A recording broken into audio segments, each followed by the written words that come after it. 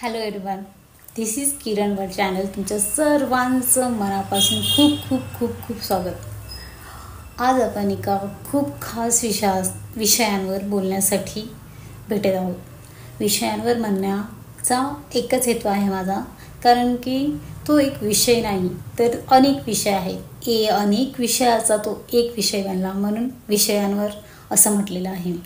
तुम्ही मला सपोर्ट करता, तुम्ही माझी हेल्प करता, तुम्ही मला वेळोवेळी बघता आणि मला सबस्क्राईब करता. याच्यासाठी मी खूप खूप मनापासून ग्रॅटिट्यूड देते तुम्हाला. Thank you thank you thank you so much everyone. तर आजचा विषय हा आहे की इमोशनल डिटॉक्स.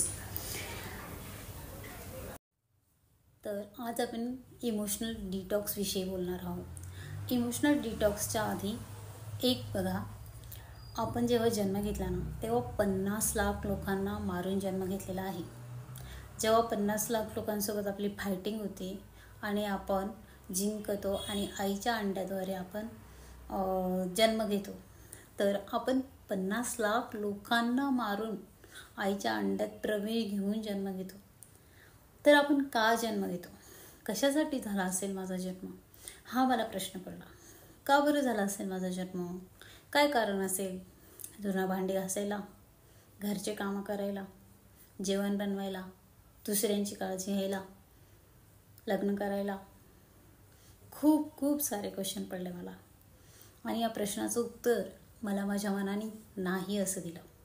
त्याच्यानंतर मी अजून पुढे विचार केला की का झाला असेल माझा जन्म? एवढ्या लोकांना मारून जर मी या विश्वात आलेली आहे, तर का आलेली आहे? काय रिझन असेल या जन्माला येण्याचं? मग इतरांच्या गोष्टी करायला, इतरांच्या चुगल्या करायला, भांडणं करायला, सिरियल बघायला, मूव्हीज बघायला, की मनात खूप सारे गोंधळ तयार करून कुडत जगायला, मेंटली, इमोशनली, फिजिकली स्वतःची काळजी न घेता असंच जगायचं आणि असंच मरायचं? ह्याच्यासाठी माझा जन्म झालेला आहे का? का झाला माझा जन्म? याचंही उत्तर माझ्या मनाने मला नाही असं दिलं. आयुष्य जगत असताना प्रत्येकाच्या लाईफमध्ये असं काही घडतं की वाटतं हे जगणं सोपं नाही, जगणं खूप अवघड आहे, या जगामध्ये जगण्यासारखं काहीच नाही. आपण उगाच इमोशनल होतो, उगाच दुसऱ्यावर खूप साऱ्या आपल्या भावना लादतो. आपणच ठरवतो की या व्यक्तीने माझ्याशी असं वागावं, त्या व्यक्तीने माझ्याशी तसं वागावं, आणि ते व्यक्ती आपल्या मनाच्या पद्धतीने, आपल्या मनाप्रमाणे नाही वागले तर आपणच इमोशनल होतो. तर का आपण त्या इमोशनल होतो? उगाच त्यांच्या बोलण्यामुळे, त्यांच्या वागण्यामुळे आपण इमोशनल नाही व्हायला पाहिजे. मला असं वाटतं की आपण फक्त इतरांसोबत चांगलं वागावे आणि आपलं आयुष्य आपल्या पद्धतीने 100% जगावे. जर तुम्ही इतरांकडून अपेक्षा ठेवत असणार तर तुम्हाला 100% हा त्रास नक्कीच होणार. म्हणून इतरांकडून अपेक्षा ठेवूनच बंद करा. तुम्हाला कोण काय, कसं काय म्हणेल, तो कसा वागेल वगैरे वगैरे, ह्या गोष्टीतून बाहेर पडा. तुमच्या भावनांशी आजपर्यंत जे लोक खेळत आलेले आहेत त्या लोकांपासून पण दूर पडा. त्यांना विसरून जा, त्यांच्याशी घेणं देणंच ठेवू नका. आणि जर ते तुमच्याशी बोलत असतील तर त्यांना हो किंवा नाही एवढ्यावरच उत्तर द्या. तुमचं कसलंही शेअरिंग त्यांच्यासोबत करू नका, कारण ज्याने तुम्हाला एकदा इमोशनल ब्लॅकमेल केलं, एकदा इमोशनली तुमचं ब्रेक हार्ट केलं, तरी पण तुम्ही त्याच्यासोबत बोलताय म्हणजे ही तुमची चुकी आहे. तुम्ही काय फक्त त्या व्यक्तीला भेटण्यासाठी आले का जन्माला? तुम्ही तुमच्या जीवनाचं, तुमच्या जगण्याचा हेतू शोधा. तुम्हाला कशातून रिअलिस्टिक आनंद भेटतो ते बघा. मटेरियलच्या मागे नका पडू. आणि स्वतःला दुसऱ्यांकडून अपेक्षा करून घेणं हे अगदी चुकीचंच आहे. दुसऱ्यांकडून पहिले तर अपेक्षा करणं हे बंद करा. जेव्हा तुम्ही अपेक्षाच करणं बंद करणार तेव्हा तुम्हाला त्रास कमी होणार आणि तुमचं मन, तुमचं माइंड सर्व हॅपी होणार आहे. आपण लोकांवर उगीच आपल्या अपेक्षा लादतो आणि त्या पूर्ण नाही केल्या तर आपणच इमोशनल होऊन जातो. आणि जर तुम्ही खूप हळव्या मनाचे असेल तर मग तर खूप अवघड आहे. मग तर तुम्हाला लोक गृहीत धरायला लागतात आणि तुमच्या मनाचा, तुमच्या चांगल्या वागण्याचा गैरफायदा घेतात. म्हणून तुम्हाला जर कळत असेल की आपल्याला इथून दुःखच मिळतं, तर ती व्यक्ती कितीही चांगली असो, तिला बाय बाय बोला.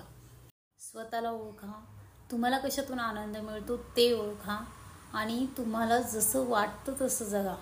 उगाच ताणतणावामध्ये जगू नका, उगाच रडत रडत जगू नका.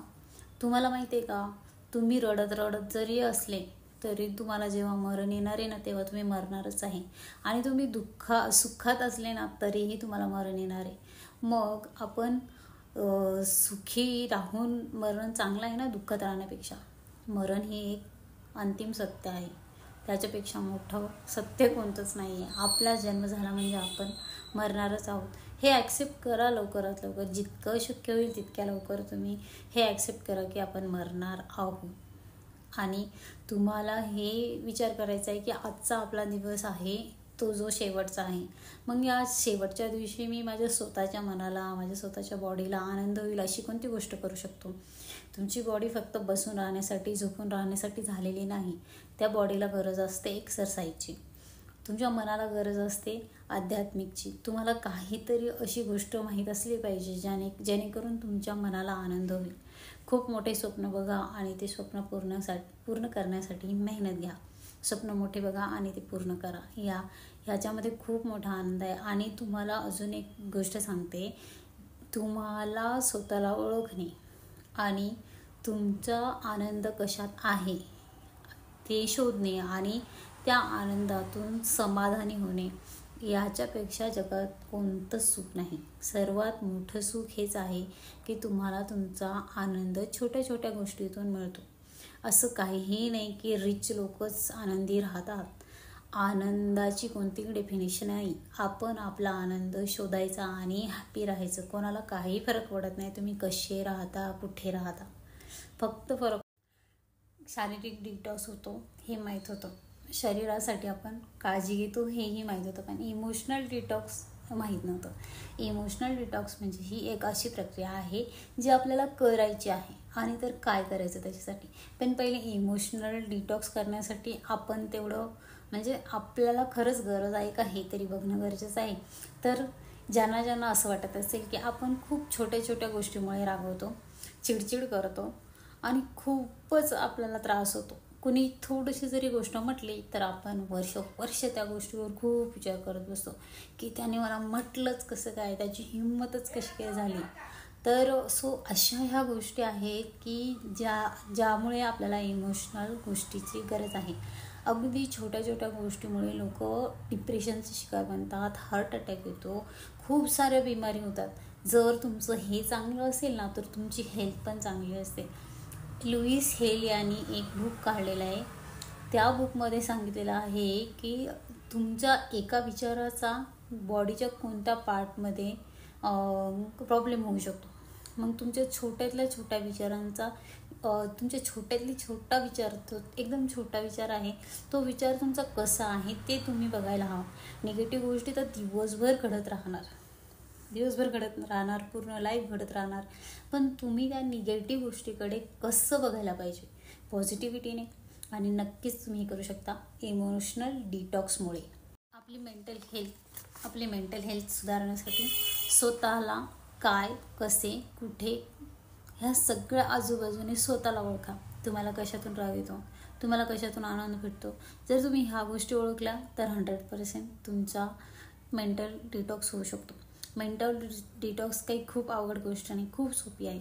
सर्वात पहिली प्रक्रिया ही आहे की आजपर्यंत तुमच्या डोक्यात जे काही निगेटिव्हिटी थॉट्स, कोणाचे विचार, कोणाला माफ वगैरे करायचं असेल तर ह्या सगळ्या गोष्टी तुम्हाला काढून टाकायच्या आहे. तुम्हाला असं बनायचं आहे जसं की एक निरागस बेबी असतो, असं बनायचं निरागस बाळासारखं की त्याला या जगाचा कसलाच फरक पडत नाही. आणि जर पडत असेल तर तुम्ही छोटा बेबी नाही. तुमच्या मनाला तुम्ही निरागस बाळ बनवा. असं नाही की तुम्हाला कुठेही बाळासारखं बिहेव करायचं. तुमचं मन हे निरागस असलं पाहिजे. म्हणजे एखाद्या बाळाला फटका जर मारला तरी तो 5 मिनिटांनी त्याच्या आईला बोलतोच, एवढं निरागस बनायचं आहे आपल्याला.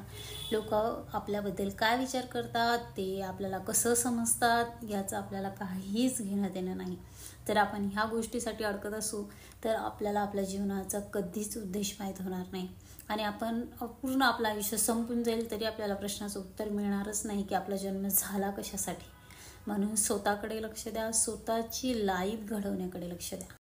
जर आपण हळव्या मनाचे असू तर आपण आपल्या मनातच ते विचार करून करून कुडत राहतो. कोणीतरी 10-12 वर्षापूर्वी म्हणलेल्या गोष्टी, 2 वर्षापूर्वी काल म्हटलेल्या गोष्टी, महिन्यापूर्वी वर्षापूर्वी म्हटलेल्या गोष्टी मनात साठवून साठवून कुडत कुडत जगतो आणि आपल्याला खूप त्रास होतो, खूप दुःख होतं आणि ह्या उदास बनून जातो, रागवतो, चिडतो, आपलीच मेंटॅलिटी खराब करतो, आपणच आपला दिवस खराब करतो, आपलं वर्ष खराब करतो आणि आपल्या जीवनाचे अर्धे आयुष्य तर दुसऱ्यांचा विचार करण्यातच गेले. म्हणून आपण आपल्याला कोणत्या गोष्टीतून आनंद भेटतो, तुम्हाला ज्या पण गोष्टीतून आनंद भेटतो ती गोष्ट करा. तुम्ही म्हणाल की मला ह्या गोष्टीतून म्हणजे दुसऱ्यांना दुःख देण्यात मला आनंद भेटतो, दिस इज नॉट फेअर. तुम्हाला आनंद स्वतःचा शोधायचा, दुसऱ्याला नाही. तुम्हाला स्वतःला कशातून आनंद, जसं की वॉकिंग आहे, जॉगिंग आहे, एक्सरसाइज आहे, योगा आहे, खूप साऱ्या गोष्टी आहेत, जम्पिंग, बंजी जम्पिंग, दुसरीकडे ट्रॅव्हल करणे, अशा गोष्टीतून, रीडिंग करण्यातून, अभ्यास करण्यातून तुम्हाला असं वाटलं पाहिजे की मला या गोष्टीतून आनंद भेटते. जीवनाचा खरा अर्थ शोधा आणि त्याच कामावर काम करा. उगाच याला त्याला नावं ठेवून काही म्हणून हे ना आपला दिवस खराब करू नका. आपल्या लाईफमध्ये असं शोधा जिथून तुम्हाला आनंद मिळतो आणि त्या आनंदाच्या मागे जा. तुमचं मन आणि तुमचं माइंड नेहमी हॅपी राहील तरच तुमचा दिवस पण हॅपी जाईल. आणि ते कधी होईल, जेव्हा तुम्हाला निगेटिव्ह थॉटपासून लांब जाण्याचा एक मार्ग मिळेल. आणि तो लांब जाण्याचा मार्ग म्हणजे इमोशनल डिटॉक्स. इमोशनल डिटॉक्स अशी ही एक प्रक्रिया आहे, जी प्रक्रिया आपल्याला करावी लागते, ती आपोआप होणार नाही. माझी व्हिडिओ का इतर डॉक्टरांचा सल्ला घेऊन किंवा इतरांच्या व्हिडिओ बघून इमोशनल डिटॉक्स होणार नाही. तुम्हाला ते स्वतः करावं लागेल. जर तुम्ही स्वतः करायला तयार असणार तर 100% तुम्ही इमोशनल डिटॉक्स नक्कीच करणार. तर इमोशनल डिटॉक्स तर फर्स्ट टाईम ऐकत असणार, पण इमोशनल डिटॉक्स म्हणजे अशुद्ध झालेलं मन, राग, द्वेष, अपमान, आजपर्यंत लोकांनी आपल्यासोबत जे काही वागणूक दिलेली आहे ते सर्व आपल्या डोक्यातून काढण्याची एक प्रक्रिया आहे. या प्रक्रियेला जशी शरीरासाठी एक्सरसाइज गरजेची असते तशीच आपल्याला मेंटल चांगलं होण्यासाठी गरजेचं आहे इमोशनल डिटॉक्स. आणि हे सर्व आपल्या मनात कळत नकळत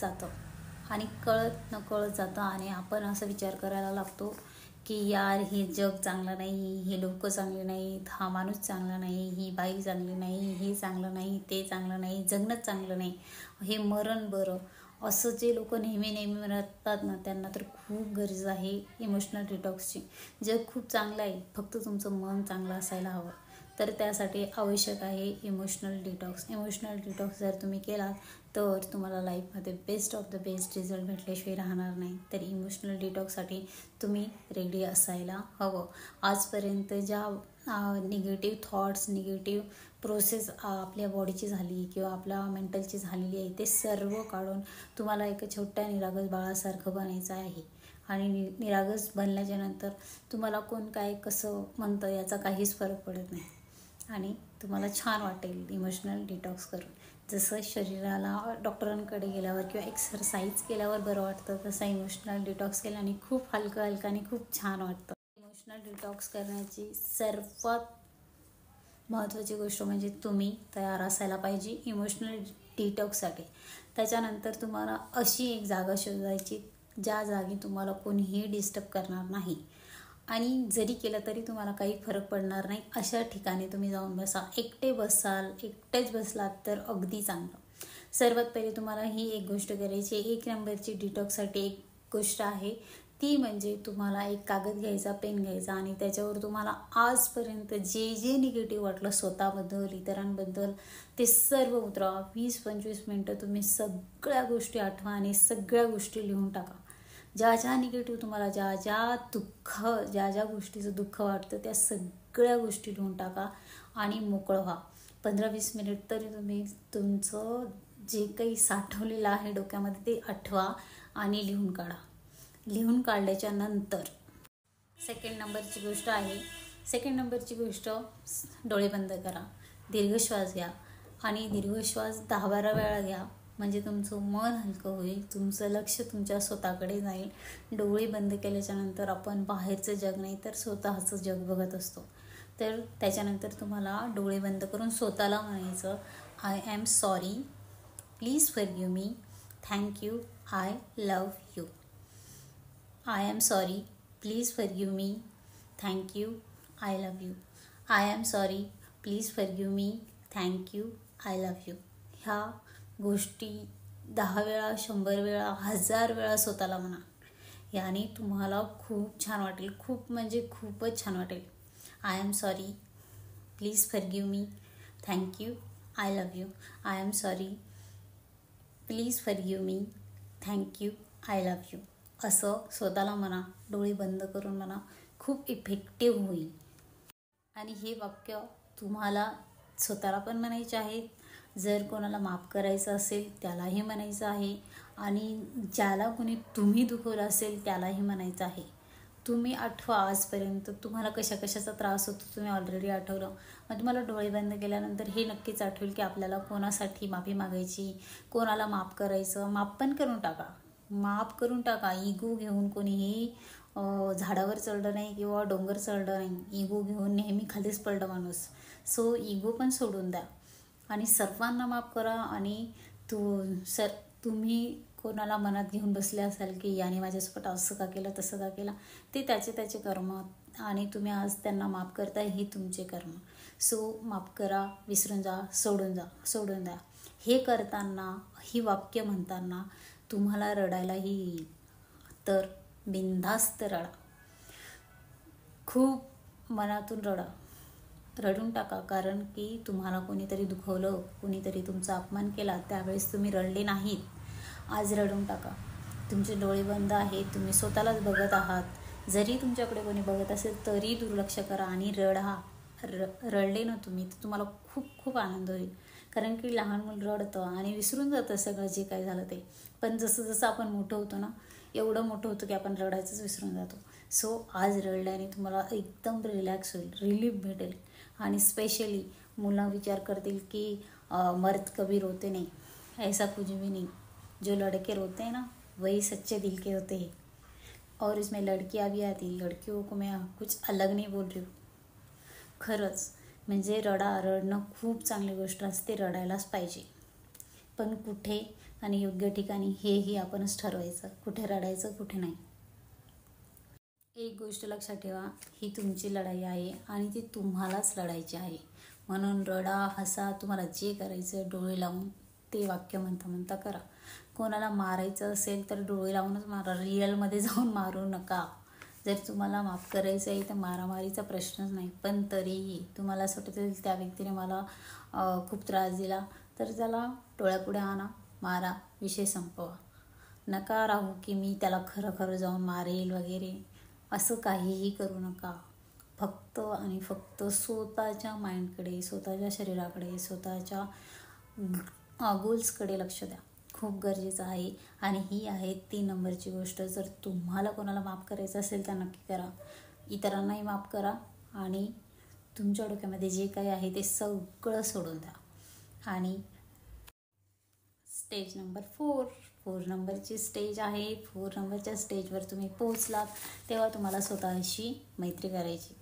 आजपर्यंत आपण खूप सारे फ्रेंड्स बनवतो, खूप ऑनलाईन ऑफलाईन खूप सारे फ्रेंड्स बनवतो, पण कधी स्वतःशी मैत्री केलेलीच नाही. तर स्वतःशी मैत्री. स्टेज नंबर 4वर तुम्ही पोहोचलेला आहात, कॉंग्रॅच्युलेशन. आता तुम्हाला एक काम करायचं अगदी महत्त्वाचं, आजपर्यंत जे कधीच केलं नाही. स्वतःशी फ्रेंडशिप करा आणि स्वतःला सांगा, आजपर्यंत मी तुला ओळखत नव्हतो पण आज मी तुला ओळखायला लागलो. तू जगातलं सर्वात एकमेव आणि युनिक पीस आहेस आणि आजपासून मी तुझी आणि तुझ्या मनाची सर्वात जास्त काळजी घेईल.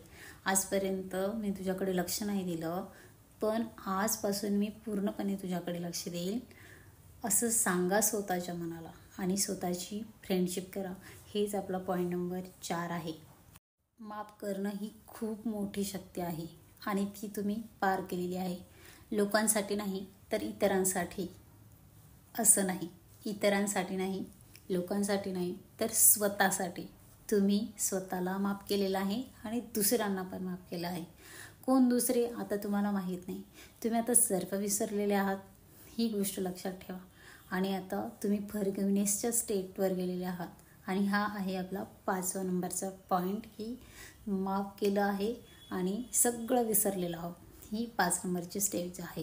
रोज ध्यान करा, रोज ध्यान करा. स्वतःच्या श्वासावर लक्ष ठेवा. जर तुम्हाला दिवसाचे फक्त 1000 श्वास असते तर तुम्ही किती काळजीपूर्वक श्वास घेतला असता. तसंच तुम्ही तुमच्या श्वासावर लक्ष द्या. श्वासावर लक्ष दिल्यानंतर तुम्हाला ह्या सगळ्या प्रोसेस केल्यानंतर खूप खूप हलकं वाटेल, जीवन जगण्यासारखं वाटेल, आनंद होईल, झोप छान लागेल, खूप नवीन नवीन गोष्ट घडतील आणि तुम्हाला तुमचं जगणं आवडेल. तुम्हाला तुमच्या घरचे ज्यांना तुम्ही माफ केलेलं आहे तुम्ही त्यांना नवीन पद्धतीने ओळखायला लागणार. तुम्ही असा विचार करायचा की आज मी पहिल्यांदाच या व्यक्तीला भेटते, ज्यांच्यामुळे तुम्ही दुःखी होतात, नाराज होतात, त्यांना तुम्ही जेव्हा ही प्रोसेस केल्यानंतर भेटाल तेव्हा त्यांना फर्स्ट टाईम भेटताय लाईफमध्ये असा विचार करा. ते तुमचे मम्मी पप्पा, आजी आजोबा, आई वडील, बहीण भाऊ, नातेवाईक, कोणीही असो, फ्रेंड्स असो, त्यांना असं भेटा जसं की तुम्ही फर्स्ट टाईम भेटताय. यामुळे तुम्हाला अगदी आनंदी, अगदी उत्साह वाटेल आणि तुमच्या लाईफमध्ये जी ऊर्जा होती जीवन जगण्याची, आनंदाची, उत्साहाची, ती ऊर्जा तुमच्या लाईफमध्ये परत येईल. हे केल्यानंतर तुम्हाला सगळीकडे प्रेम भेटणार आहे, कारण तुम्ही प्रेमाच्या ऊर्जेने भरून जाणार आणि प्रेमाच्या ऊर्जेने भरल्यावर तुम्ही प्रेम वाटत राहणार. तुम्हाला प्रेम हवे असेल तर तुम्ही प्रेम देत राहा. तुम्हाला रिस्पेक्ट हवी असेल तर रिस्पेक्ट देत राहा. स्वतःला नवीन गोष्टीमध्ये गुंतवा, काहीतरी नवीन शिकण्यामध्ये गुंतवा आणि म्हणजे दररोज सकाळी फिरायला जा. फिरल्याच्या नंतर तुम्ही रस्ते बघा, झाडे बघा, ढग बघा, पक्ष्यांचे आवाज ऐका, त्यांचा किलबिलाट ऐका. फोनमध्ये वेळ घालवू नका. मी सांगते तुम्हाला की तुम्ही आठवड्यातून एकदा डिजिटल डिटॉक्स पण करायला हवा. जसं की देवाला आपली आठवण असायला हवी या विचाराने लोक देवाचा आठवड्यातून 1-2दा उपवास धरतात. तसा आपण फोनचा, लॅपटॉपचा उपवास धरायला हवा, ज्याला डिजिटल डिटॉक्स म्हणतात. आठवड्यातून पूर्णपणे स्विच ऑफ करायचा फोन आणि कोणाशीही बोलायचं नाही, कोणतीही रील बघायची नाही, मूव्ही बघायचा नाही. याला डिजिटल डिटॉक्स म्हणतात. जर तुम्हाला शक्य असेल तर नक्कीच करा. आणि हो, आठवड्यातून एकदा कुठेतरी फेरफटका मारायला जा. एकटे जा, कोणालाही सोबत नका घेऊ. एकटे फिरायला जा. एकटं फिरल्यावर तुम्हाला जे शिकायला भेटतं ना ते तुम्हाला सोबत कुठे कोणासोबत जाऊन कधीच नाही भेटत. ट्रस्ट मी, तुम्ही हे करून बघा. आणि हे सगळं केल्याच्यानंतर तुम्हाला तुमचा हॅपीनेस 100% ओव्हरलोड झाल्याशिवाय राहणार नाही. Trust me. मनाचा डिटॉक्स म्हणजे जुन्या भावनांना अलविदा करून नवीन गोष्टी शिकणे होय. Thank you for watching. Thank you so much everyone. Please like, share and subscribe our channel. Thank you so much. नक्कीच तुम्हाला खूप खूप आनंद होईल. प्लीज ट्राय करा. Thank you so much.